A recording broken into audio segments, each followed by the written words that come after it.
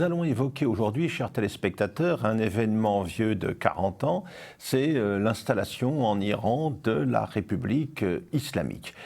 L'événement, à l'époque, a beaucoup surpris, notamment en Occident, où on n'avait absolument pas évalué ce que pouvait représenter le potentiel explosif du chiisme iranien. Tout le monde s'accordait à envisager une évolution du régime dans un sens libéral ou alors dans un sens révolutionnaire, mais qui aurait porté au pouvoir des opposants communistes ou gauchistes. Il y avait là un réel aveuglement et surtout une grande ignorance de la longue histoire de la Perse et de l'Iran. Et si l'on se penche justement sur cette longue séquence, on comprend mieux les événements qui sont survenus en 1978-79. C'est donc ce que je me propose de faire aujourd'hui pour essayer d'y voir un petit peu plus clair. Alors, tout d'abord, il faut rappeler que la Perse est l'héritière d'une très longue histoire. Hein. On peut remonter aux empires achéménides et sassanides de l'Antiquité. Ensuite, elle sera englobée dans l'espace musulman. Elle connaîtra au XVIIe et au début du XVIIIe siècle un nouvel apogée avec la dynastie safavide qui nous a laissé les splendeurs architecturales d'Ispahan. Puis elle va entrer ensuite en crise dans la deuxième partie du XVIIIe siècle avec, au bout de tout cela, en 1786, l'installation d'une nouvelle dynastie, la dynastie Raja, qui va conduire les destinées de l'Iran jusqu'aux années 1920. Cette dynastie Raja, qui établit la capitale à Téhéran, où elle se trouve toujours aujourd'hui, comme chacun sait, une dynastie qui va subir la pression des grandes puissances. On peut faire une analogie entre la situation de l'Empire ottoman malade de l'Europe et puis une Perse qui est disputée un temps entre Napoléon et les Anglais. C'est l'époque où un ambassadeur persan vient signer dans un château polonais avec Napoléon le traité de Finkenstein, et puis plus tard surtout l'opposition à travers le grand jeu entre l'Angleterre et la Russie. L'Angleterre soucieuse de protéger la route des Indes et les abords de l'Inde, la Russie toujours tentée de pousser en direction du sud, en direction des mers chaudes. Alors cette situation correspond à une période incontestable de faiblesse. C'est le moment aussi où l'on voit en Arabie s'imposer le wahhabisme pendant un temps, au début du XIXe siècle, avec à la clé le Sakaf de Karbala, l'un des lieux saints des musulmans chiites. Et l'on sait que la Perse, depuis les Safavides, est ralliée à cette branche minoritaire de l'islam. C'est l'époque où la pression russe se précise, notamment dans la région du Caucase. Les traités du Golestan et du Turkmenchai vont progressivement arracher à la Perse ces territoires caucasiens, et puis l'Arménie et une partie de l'Azerbaïdjan. C'est une époque également où du côté de l'Afghanistan, la Perse perd la mainmise sur Hérat, dans l'ouest du pays. Alors tout cela, évidemment, traduit effectivement un affaiblissement de l'État persan, soumis donc aux pressions extérieures, aux ambitions des puissances qui voudraient bien mettre en pièces la Perse, comme on mettra en pièces ensuite un peu plus tard la Chine, par exemple. Alors, c'est dans ce contexte qu'en 1906 a lieu une première révolution qui va aboutir à l'instauration d'une monarchie constitutionnelle. Nous sommes à peu près à l'époque qui va voir dans l'Empire ottoman les jeunes Turcs s'imposer au pouvoir, donc sous la pression de l'étranger, confrontés aux pesanteurs du passé, les deux empires cherchent à se moderniser sur le modèle occidental. Mais les choses sont bien difficiles.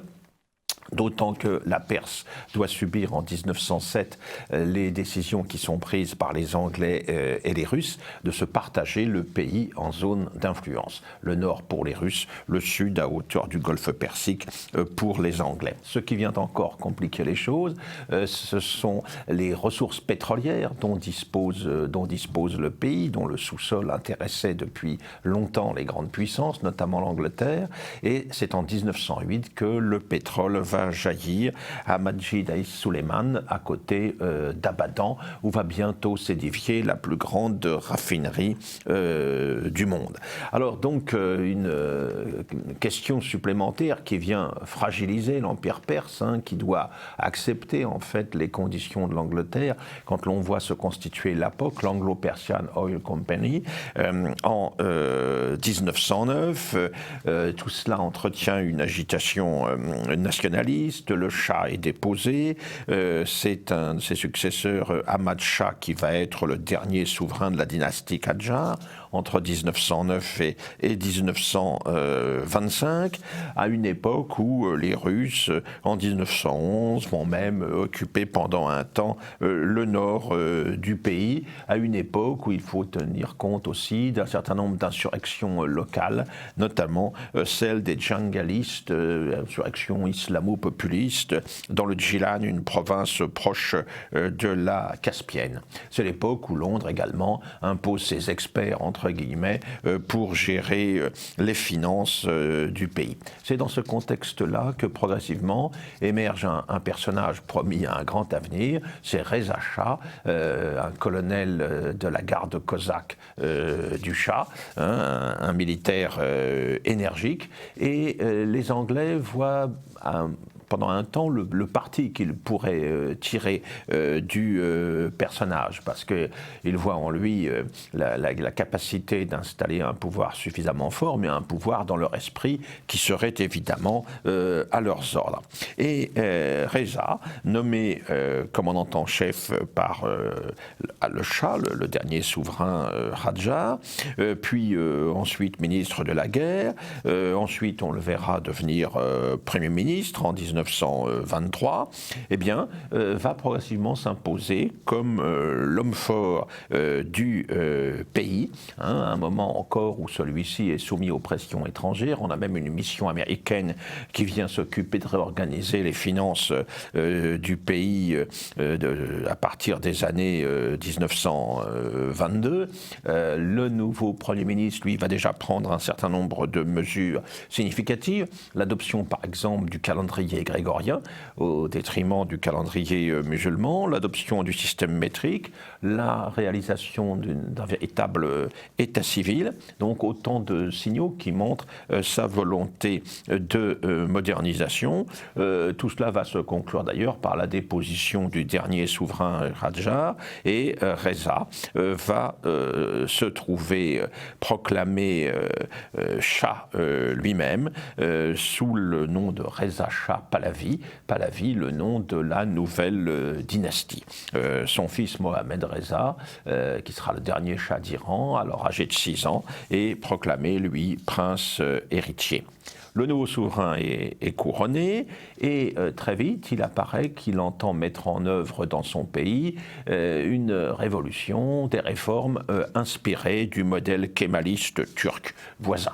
Il veut moderniser la Perse pour en faire une puissance capable de tenir tête aux grandes puissances extérieures qui veulent y établir et y imposer leur influence. De quoi décevoir les Anglais qui pensaient avoir mis en place une marionnette, mais qui se retrouvent avec un pouvoir fort en mesure de leur tenir tête. Et Reza Shah réforme. Il va installer un code civil qui évidemment éloigne le pays de la charia musulmane, de la loi coranique. Il va mettre en œuvre une réforme agraire qui va principalement affecter le clergé chiite, fort mécontent de ces mesures. Il va imposer, comme Mustafa Kemal en Turquie, l'adoption de vêtements européens, de vêtements ou de coiffures européens. Il va va discuter avec l'Anglo-Persian Oil Company des conditions de l'exploitation du pétrole, jusqu'à aller au conflit avec les Anglais, un conflit qui sera arbitré par le tribunal de justice de La Haye. Au final, l'Anglo-Persian Oil Company va devenir Anglo-Iranian Oil Company. Reza va créer une université moderne à Téhéran. Également, il va changer le nom du pays en 1935. La Perse devient l'Iran. Également, il va faire face à la réaction des religieux mécontents des réformes annoncées.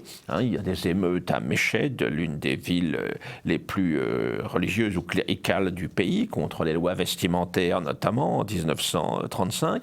Il va pousser à l'émancipation féminine. Une union des femmes est créée en 1935 pour imposer l'éducation des filles. En 1936, c'est l'interdiction du voile.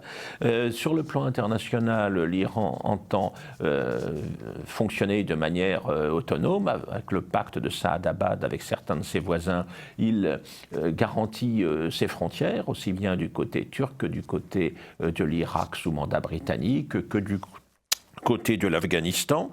Il va s'équiper.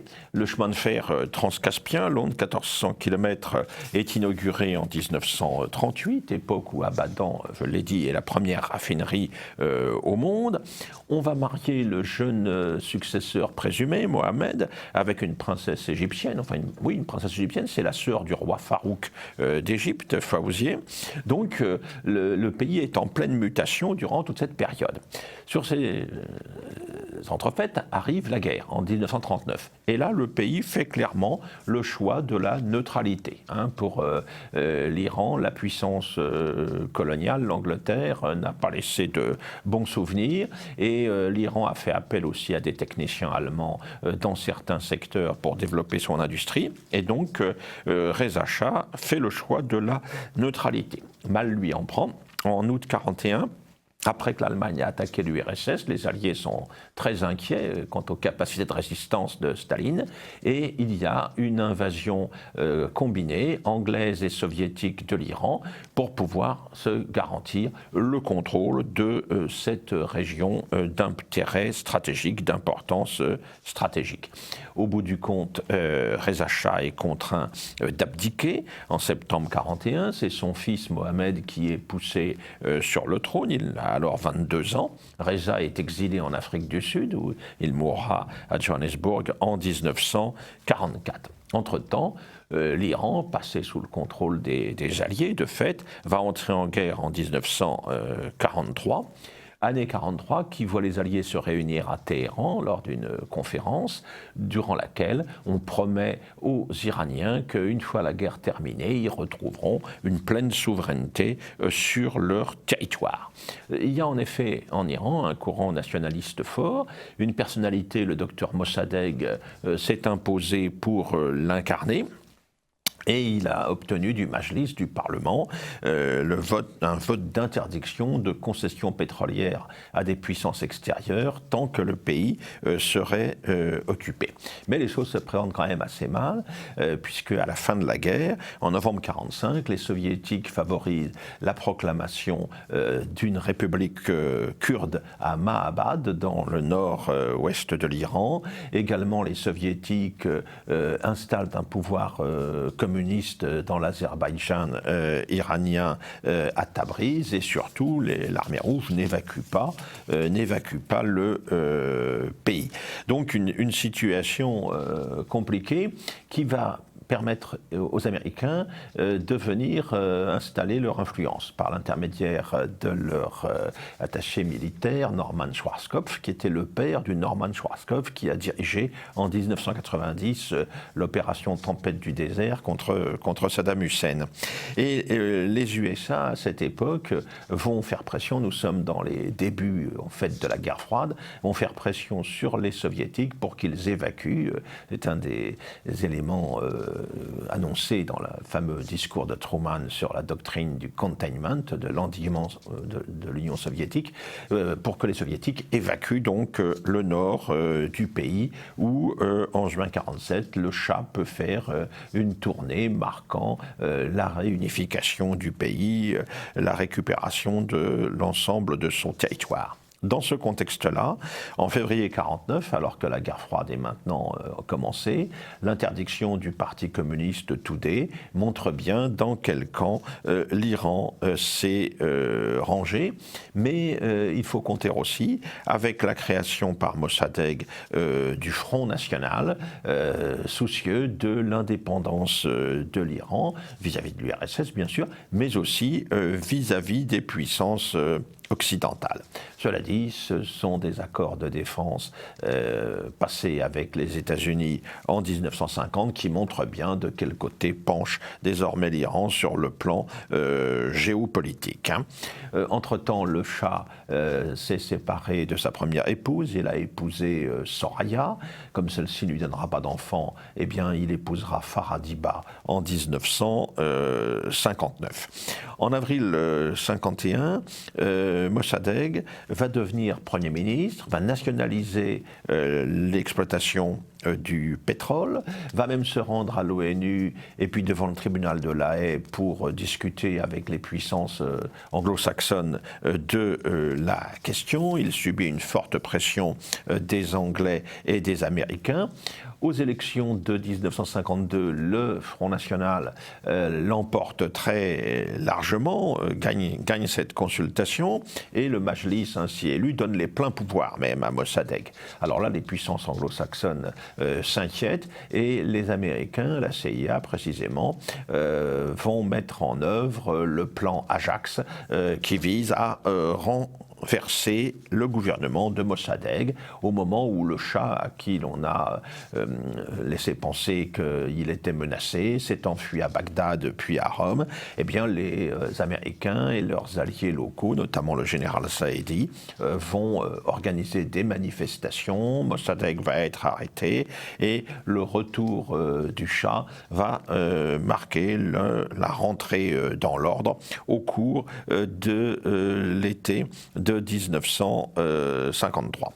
Alors, à cette époque d'ailleurs, à l'issue de cette crise, le ministre des Affaires étrangères de Mossadegh est fusillé, ainsi qu'une quarantaine de dirigeants du Tudeh, le Parti communiste, qui avait soutenu le Front National dans cette affaire.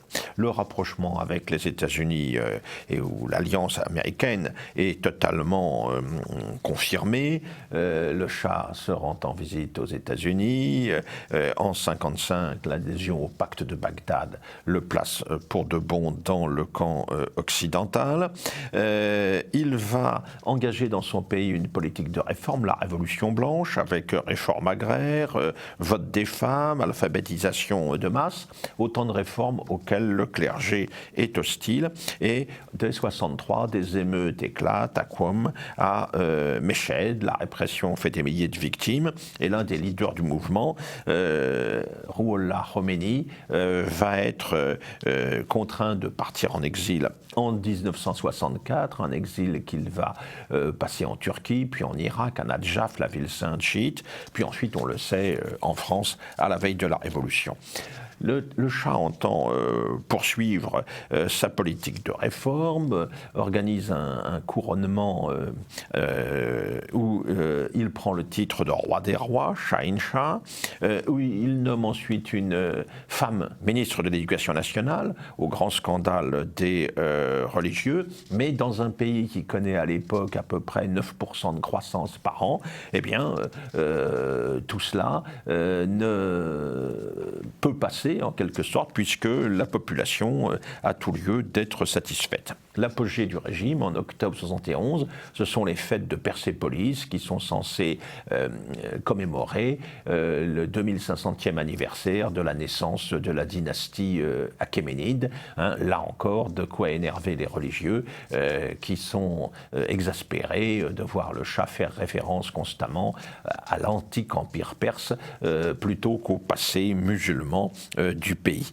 En attendant, le Shah et l'Iran sont devenus le gendarmes du Golfe, avec le soutien américain, avec une intervention au Dhofar, notamment au profit de l'émir d'Oman, un pays dont le budget de défense a été multiplié par 4, et puis un pays qui va bénéficier à plein de la crise pétrolière de 73, de l'augmentation des prix du pétrole, ce qui va donner évidemment des moyens considérables au Shah d'Iran désormais.